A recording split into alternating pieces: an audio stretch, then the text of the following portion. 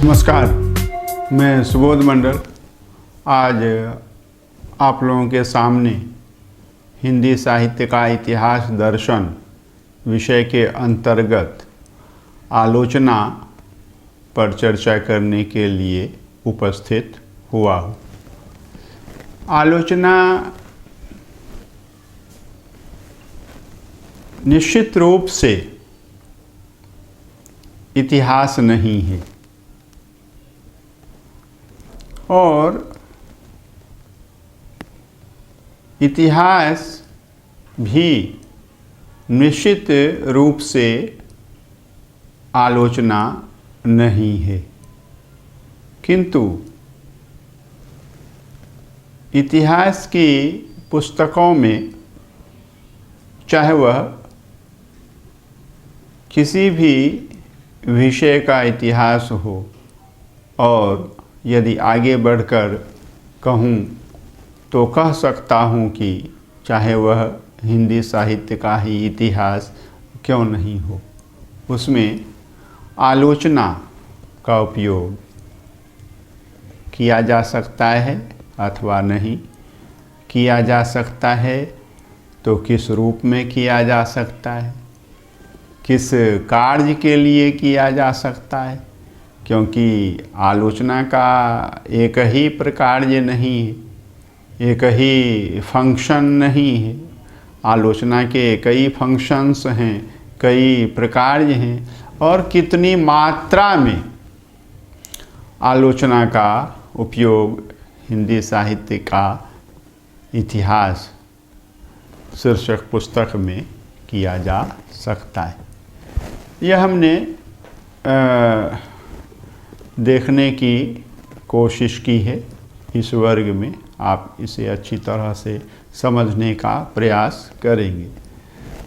हिंदी साहित्य का इतिहास दर्शन में दृष्टि पर बात हुई है और दृष्टिकोण पर बात हुई।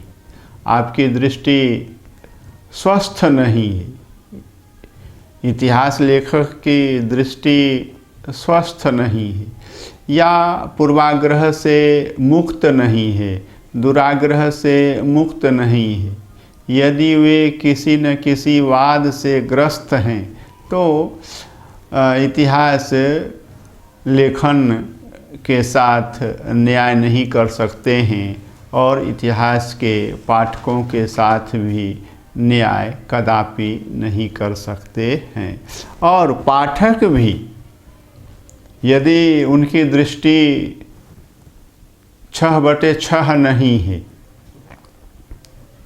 और 6/6 नहीं है और दृष्टि स्वस्थ नहीं है, दृष्टि अस्वस्थ है और दृष्टिकोण जो है उनका पाठकों का किसी न किसी पूर्वाग्रह से ग्रस्त है, दुराग्रह से ग्रस्त है, तो वे भी इतिहास की पुस्तकों को अच्छी तरह से नहीं समझ सकते हैं या उनको समझने में कोई दिलचस्पी नहीं होगी, कोई रुचि नहीं होगी। यह हमें देखना है, समझना है, क्योंकि इतिहास की पुस्तकों में यह देखा गया है कि जो इतिहास लेखक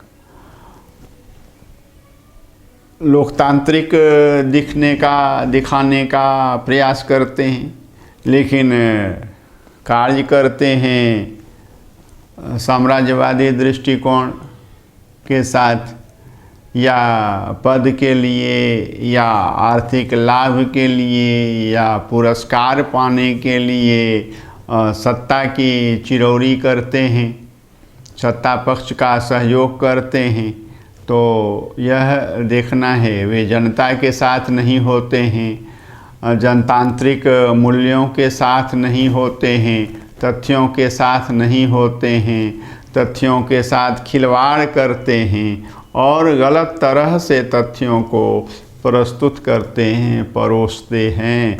तो यह ध्यान में रखना है कि ऐसे लोग इतिहास लिखने के योग्य नहीं हैं, इतिहास लिखने के काबिल नहीं हैं। यह ध्यान में रखना है। बिल्कुल पूर्वाग्रह से मुक्त होकर, दुराग्रह से मुक्त होकर, वाद विशेष से मुक्त होकर के ही कोई इतिहास लेखन के साथ न्याय कर सकता है और पाठक भी इतिहास अध्ययन के साथ न्याय कर सकता है। यह हमें अच्छी तरह समझना है। आज का विषय है कि आलोचना इतिहास की पुस्तकों में होनी चाहिए अथवा नहीं होनी चाहिए। आचार्य रामचंद्र शुक्ल का विचार जान लेते हैं।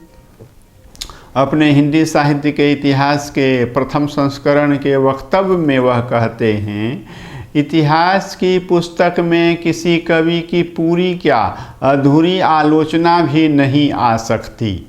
किसी कवि की आलोचना लिखनी होगी तो स्वतंत्र प्रबंध या पुस्तक के रूप में लिखूंगा।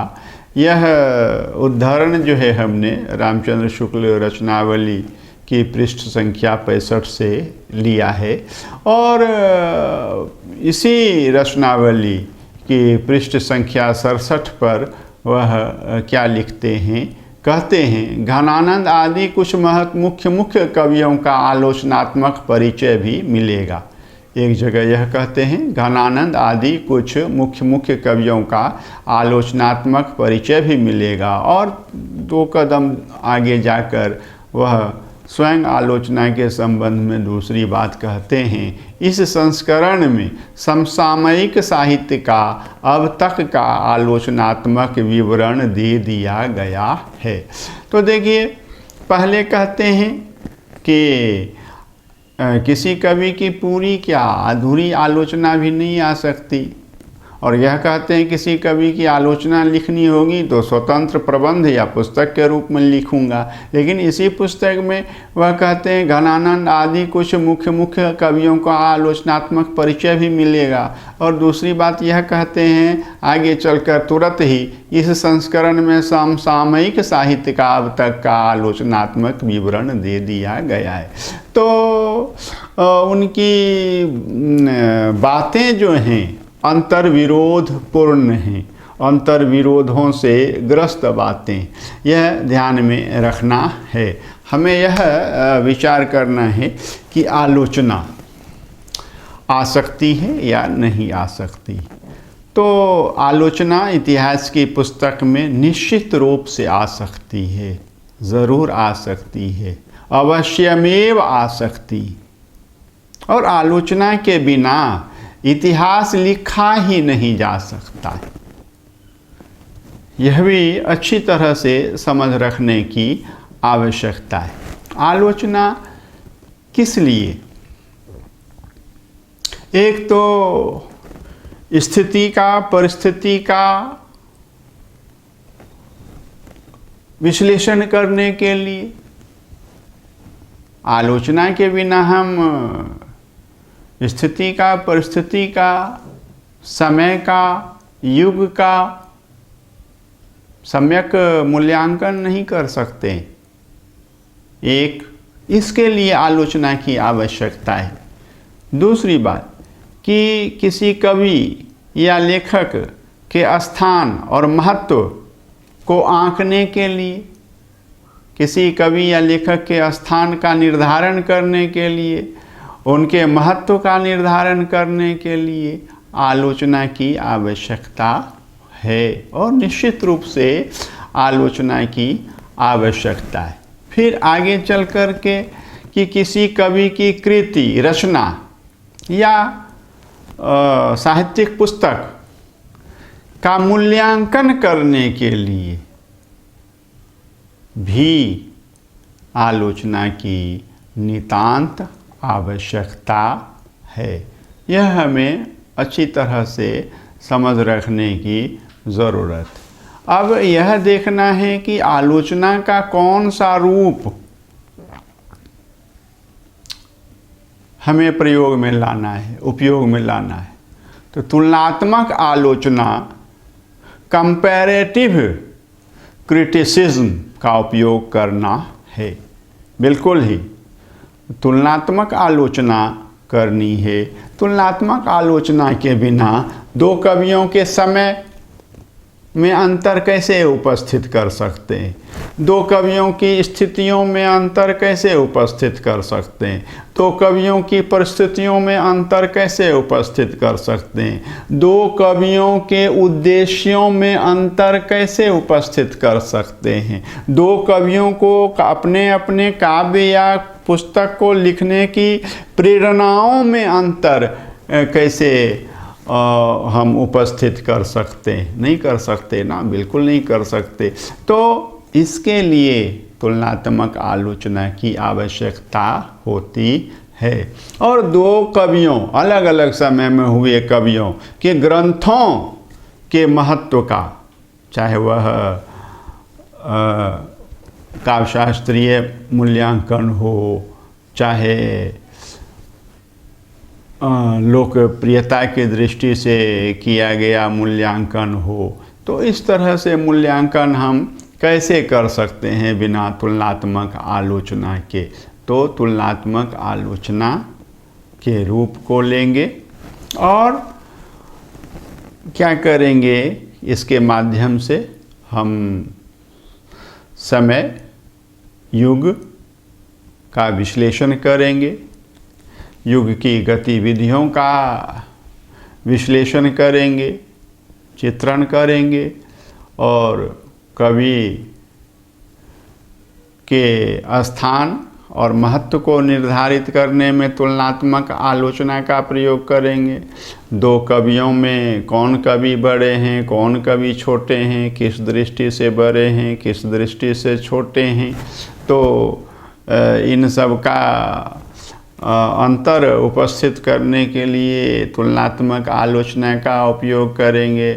और एक ही कवि की कई कृतियां हैं, तो उनमें कौन अच्छी हैं, कौन उतनी अच्छी नहीं हैं, कौन लोकप्रिय हैं, कौन लोकप्रिय नहीं हैं, लोकप्रिय नहीं हैं तो क्यों लोकप्रिय नहीं हैं आदि को हमको जानना और समझना है। कारण और कार्य की व्याख्या करनी है, वैज्ञानिक व्याख्या करनी है, तो हमें तुलनात्मक आलोचना का सहारा लेना ही लेना पड़ेगा।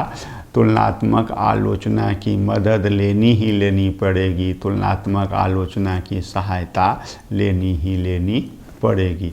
तो एक ही कवि की कृतियों के मूल्यांकन में और या दो से अधिक कवियों की कृतियों के पारस्परिक मूल्यांकन में तुलनात्मक आलोचना का हम लोग उपयोग करेंगे, करते हैं, करना ही चाहिए। तो आज हमने देखा है कि इतिहास की पुस्तकों में आलोचना का उपयोग निश्चित रूप से किया जाता है, तुलनात्मक आलोचना का उपयोग किया जा सकता है और किन किन परिस्थितियों में किया जा सकता है, यह हमने अच्छी तरह से स्पष्ट कर दिया है। अगले वर्ग में हम इस विषय को और आगे बढ़ाएंगे। बहुत बहुत धन्यवाद।